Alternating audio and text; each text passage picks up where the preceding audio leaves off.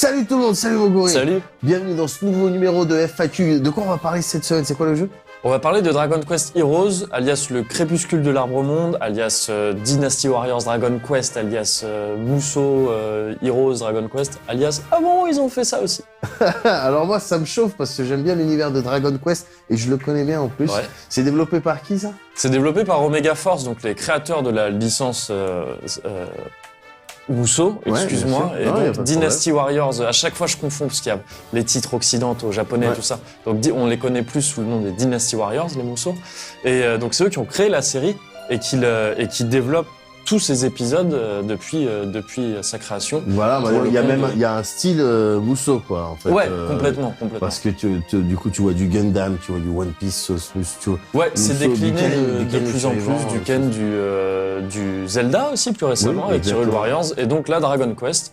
Donc ça a été fait par Omega Force, mais avec la collaboration de Square Enix, y compris des historiques de la série Dragon Quest, c'est-à-dire Yuji Horii, enfin Horii Yuji, et Sugiyama à la musique. Donc t'as la vraie patte Dragon Quest, on le voit déjà. Et Toriyama au dessin quand même un petit peu. Alors Toriyama, il est toujours crédité au chara design et tout ça. Moi, je le soupçonne de plus faire le taf lui-même. Ah ouais, d'accord. Ouais, il y a des trucs, c'est tellement en mode automatique que t'as l'impression que c'est des sbires assez entraînés, des assistants. En même temps, je veux dire, maintenant, de nos jours, n'importe qui sait dessiner un Sangwan. On a tous appris à dessiner comme ça, tu vois, en faisant des Super Saiyan, donc bon. Alors là, on est dans un airship. Donc on était sur la carte du monde et là je suis revenu un petit peu dans effectivement l'airship qui fait office de base des opérations. On est au début du jeu, hein, c'est pas un spoil. Oh, il y a un airship. Non, tu le débloques très très vite. C'est un airship qui est presque une ville volante, donc presque une île volante. Ouais. Donc moi je suis conquis. Hein. Bah donc critique sur Voilà, toi. donc c'était FAQ. Non mais on pourrait s'arrêter là. Les RPG, tout ce qui se rapproche d'un RPG et qui a une île volante, c'est un succès c'est déjà un bon automatique. Voilà, donc c'est le QG dans lequel tu peux ouvrir des petits coffres et trouver des objets qui pourront te servir à plusieurs choses. Donc, ce que tu peux faire dans ce QG, c'est par exemple aller ici, relever ton courrier. Et ça parle dans la manette. Mais c'est sans danger.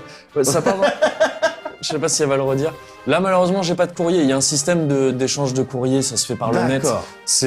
Tu peux récupérer des missions comme ça ou des choses de ce genre-là. T'as l'alchimie. Enfin, en tout cas, de l'alchimie. Pour faire des alchimiracles. Voilà, que t'as depuis Dragon Quest 8. Ouais. Donc, c'est classique. T'amènes des recettes, des ingrédients, il te fait des objets. Ça peut être, c'est surtout des accessoires là que tu peux équiper pour augmenter tes stats. Lui, il t'échange des mini médailles. Pareil, c'est une tradition dans la série des Dragon Quest. Achat d'équipements, d'armes et d'armures. Non, pardon, c'est pas du tout ça. Ça, c'est deux PNJ qui sont pas encore ouverts. Là, c'est achat d'équipements, d'armes et d'armures. Le vendeur d'armures. Voilà, pareil. Tu vois tout ça, on reconnaît Dragon Quest. Ceux qui ont déjà joué à Dragon Quest reconnaissent tout. Et donc, tu fais tes petites affaires ici, tu t'équipes tout ça via le menu, c'est assez classique, c'est du RPG light. Mais c'est pour faire quelque chose. C'est pour faire quelque chose que tu fais à partir de la carte du monde. Ben, c'est pour faire la bagarre. C'est pour faire la bagarre. C'est pour faire la bagarre. Ouais. Donc à partir du moment où t'as débloqué des niveaux, en les faisant pour la première fois, ils deviennent accessibles sur la map monde. Et tu peux y retourner pour faire des missions d'entraînement, par exemple. Où là, tu vas te taper un petit peu jusqu'à ce que t'en aies marre. Et bien sûr, tu as les missions d'histoire qui se débloquent au fur et à mesure. Bien sûr. Et aussi des espèces de missions annexes que tu débloques de différentes manières, y compris en les faisant entre elles, et qui te permettent d'aller te taper contre des boss plus puissants ou des trucs comme ça. Donc, ça rappelle un petit peu pareil ce que faisait Dragon Quest 9 avec ses donjons. Donc je vais lancer une mission du scénar. Vas-y. Alors, encore une fois, on est plutôt vers le début du jeu. Et celle-là, il se trouve que je ne l'ai pas encore faite. Donc, on va voir, j'ai fait celle juste d'avant.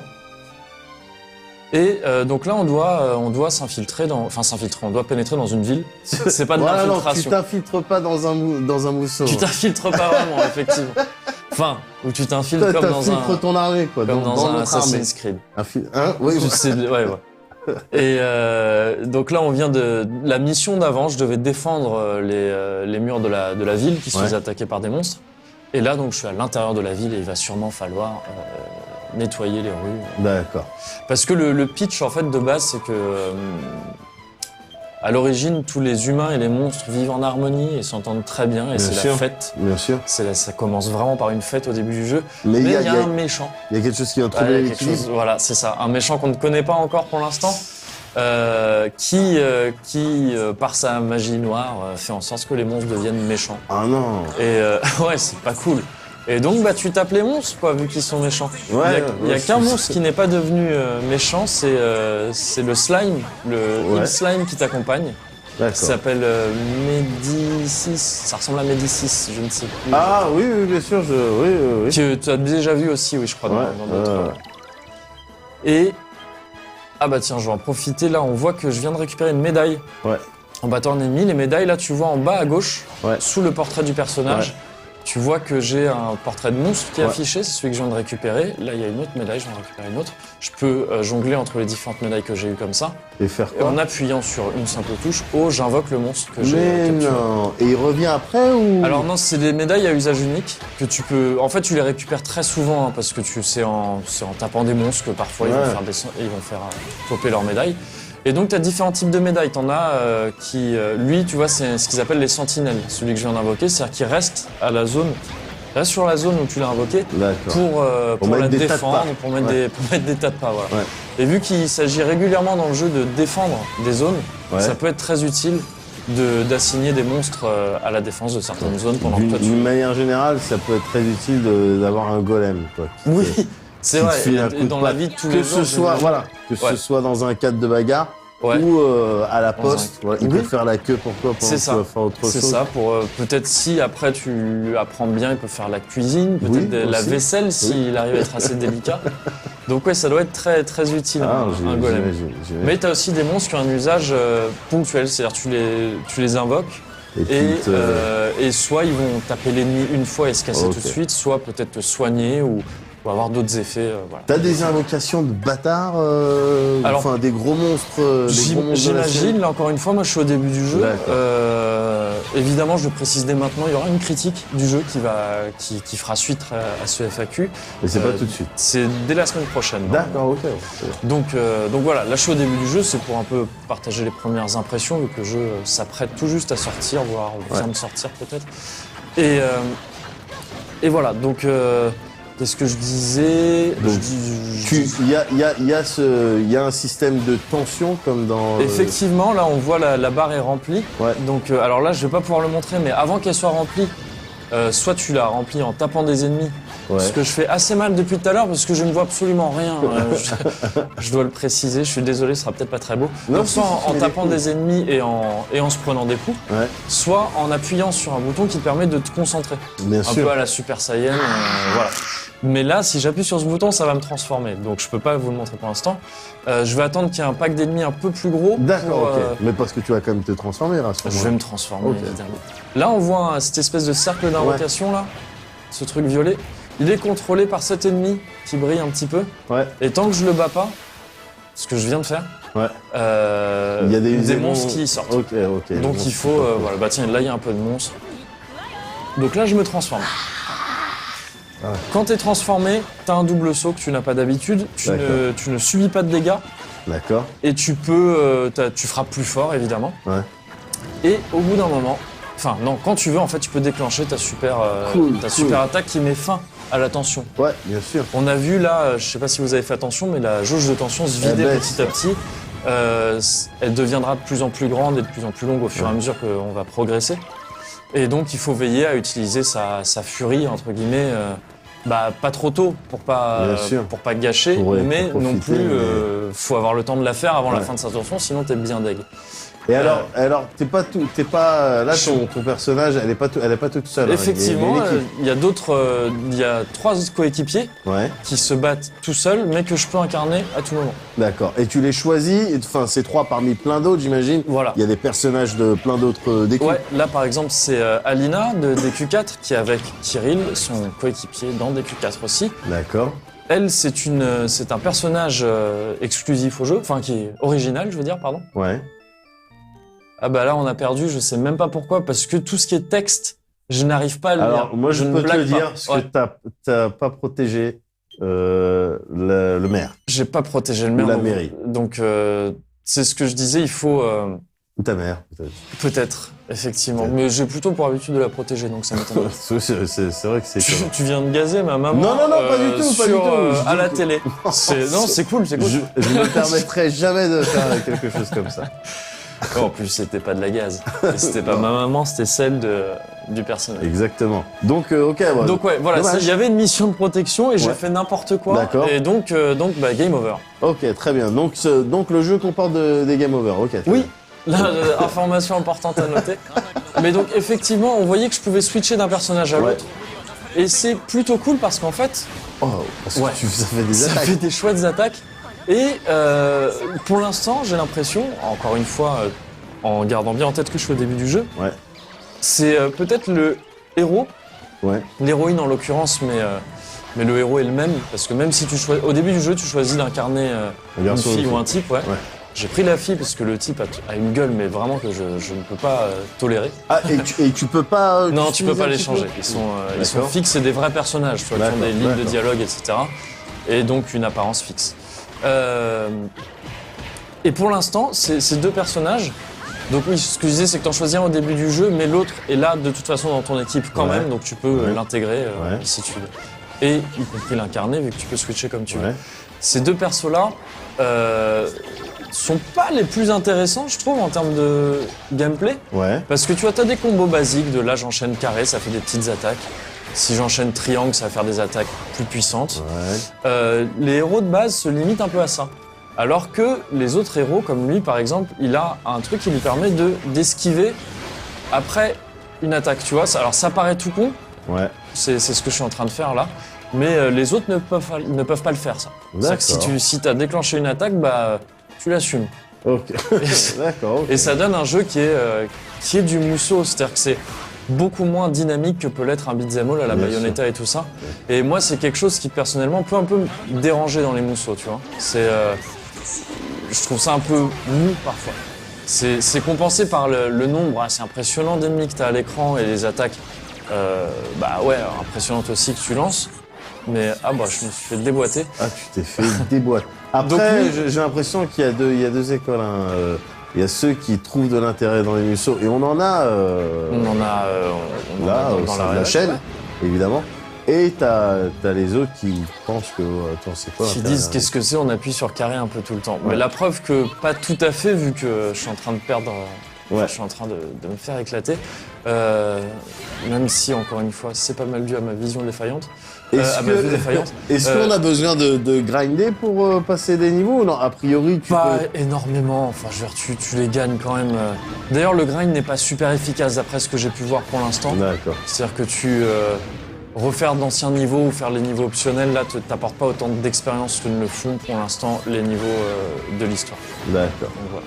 Elle, on peut voir que son truc de gameplay, c'est que si t'appuies pile quand revient son boomerang, elle fait des attaques spéciales. Ah, ok. Donc tu dois tout le temps faire gaffe à ton timing, en sachant que ces attaques sont différentes selon qu'elle est en l'air ou au sol. Donc faut veiller à ton placement et au timing du boomerang, en sachant que tu peux le rappeler au milieu d'un coup pour... D'accord. J'ai entendu un bruit de level up, donc il y a des levels. Il y a des levels. C'est automatique ou tu dois distribuer des points? Tu dois distribuer des points. Je vais le montrer, je ne pense pas pouvoir le faire ici. Je le ferai en revenant dans le vaisseau. Voilà, donc ce que je montrais, c'était les capacités un peu spéciales. Et en plus de ça, tu as donc des attaques vraiment spéciales qui sont déclenchées comme ça. Tu appuies sur R1 et tu déclenches celle que tu veux parmi celles que tu as développées. Et ça te pompe Ça te pompe dans TMP. D'accord. TMP qui se régénère automatiquement. D'accord. Ou que tu peux régénérer en récoltant des objets ou des trucs comme ça. Ok. Il n'y a pas d'utilisation d'objets, c'est-à-dire que les objets, tu les ramasses et leurs effets s'appliquent immédiatement. Et voilà, et donc on va regarder là, on a vu un peu le système de combat. Tu as aussi évidemment régulièrement des boss dont certains peuvent être très gros et assez rudes à battre, sont plutôt agréables à faire, avec des... une deuxième défaite. Tu as échoué à protéger le maire. Le maire, donc c'était bien le maire. Du Colisée. Donc, désolé pour ces piètres performances, mais au moins on a vu un petit peu comment ça fonctionnait. Là, je vais vous montrer vite fait le système d'augmentation des skills. En gros, tu as différentes capacités par personnage, qui sont donc les attaques spéciales que j'ai montrées à la fin, là. Et aussi quelques traits à augmenter, la force, l'attaque, enfin c'est des trucs très classiques finalement, que tu peux augmenter quand tu veux. Alors, faut le remarquer parce que si tu veux, c'est un peu caché, je trouve presque, t'as pas de tuto là-dessus. Ouais. Et c'est dans ce menu-là qui est général, et c'est celui-là. Ah ouais, le truc avec paramètres. Voilà, c'est ça. Tu vois, c'est un peu c'est un peu bizarre d'accès, je trouve, mais c'est là. Et donc, tu vois, là, je suis donc sur l'héroïne qui a... Ça, c'est ses attaques spéciales, celles que tu déclenches avec R1. T'en as une, parmi celles-ci, qui a plusieurs niveaux, que tu peux débloquer. Comme ça. Hop, hop. Voilà. J'ai débloqué un niveau, ça fait que maintenant, je peux la charger pour qu'elle atteigne le niveau 2. Ici, t'as tes stats donc, de force d'attaque, enfin, pardon, d'attaque, de HP, de MP, etc. D'accord, ok. Là, t'as des trucs un peu variés, des passifs qui augmentent tes compétences justement, qui sont liés au personnage lui-même. Et là, alors je sais presque pas, je comprends pas trop pourquoi ils ont fait cette catégorie. Effets spéciaux. Effets spéciaux qui sont aussi des augmentations de stats assez classiques. Enfin, que t'aurais pu retrouver ailleurs. Ça, c'est pas fondamentalement différent du reste. Ok. Voilà, t'as ça pour chaque personnage. C'est un peu chelou l'endroit où ils mettent ça. Oui, c'est ça. Mais bon, c'est pas grave, c'est pas un défaut. C'est pas un... Non, pas du tout. Mais il faut le trouver. En sachant qu'après, tu peux réattribuer ces points de compétences comme tu veux. Enfin, en payant un petit truc à la prêtresse. D'accord, bah j'ai l'impression qu'on a un petit peu une image globale de ce DQ Heroes. C'est en tout cas ce que j'en ai découvert après à peu près 5 heures de jeu. Multi, zéro. Bah tu vois, pour l'instant, j'en ai pas vu. C'est vraiment, voilà, là on est dans le cadre d'un FAQ qui montre les premières impressions d'un jeu. Qui sont, voilà, j'ai à peu près 5 heures de jeu. Tout ça, on le verra dans la critique qui arrive la semaine prochaine, encore une fois. Là, tu vois, j'ai deux marchands PNJ qui, pour l'instant, ne sont pas accessibles. Donc, ils peuvent potentiellement ouvrir la porte à du multi, même si il me semble avoir entendu qu'il n'y en avait pas dans celui-là. Si je ne me trompe pas. Multi ou coop, c'est multi ou coop, il faut choisir entre les deux. Tu choisis ton terme, tu choisis ton. Mais ça, c'est dommage, ça serait non, mais c'est possible qu'il y en ait un. Tu vois, je te dis ça, il me semble. On le saura quand on regardera la critique. La critique, voilà. En attendant, pour l'instant, je trouve ça plutôt sympa. Je suis pas un inconditionnel des mousseaux, parce qu'à cause de ce côté un peu mou, je trouve, mais. T'as l'ambiance Dragon Quest qui est là et qui est vraiment là. Enfin, tu vois, il y a pas vraiment de fausse note de ce côté-là. Elle est très bien retranscrite. Pouvoir réavoir les héros de quasiment tous les anciens épisodes de la série, c'est excellent pour les amateurs de la série. Bien sûr. Et voilà, c'est plaisant. Mais j'ai l'impression que Omega Force ils misent un petit peu là-dessus, quoi. C'est-à-dire. Le principe même, ce qui est sexy, je sais pas. Mais si t'aimes bien les Trois Royaumes, ou si t'aimes bien DQ, ou si t'aimes bien Gundam, ou si t'aimes bien Ken le Survivant, tiens, on te pointe avec un univers, donc on est susceptible de. Donc c'est très fanboy, c'est très dans l'esprit ces jeux-là, mais quand c'est bien fait, il y a pas de mal à donner dans le fanboyisme. Ok, merci Kevin pour cette présentation. On de rien, manquera pas. C'est un plaisir. Je suis très content d'être là. On manquera pas évidemment de regarder la critique de DQ Heroes la semaine prochaine. Voilà. Et puis nous, on se retrouve la semaine prochaine aussi pour un prochain FAQ. Est-ce qu'on a déjà une idée ou on fait la surprise? Alors, il est très probable qu'on fasse ça sur Metal Gear Online 3. Donc ce sera encore un autre cas de FAQ, c'est-à-dire qu'on va voir un jeu après sa sortie, mais en l'occurrence les fonctionnalités online de MGS5, pour montrer un peu ce que ça donne. Ah bah je serai là. Très certainement. Ouais. Et moi aussi. Allez. À la semaine prochaine. Bon vendredi soir, à la semaine prochaine. Salut.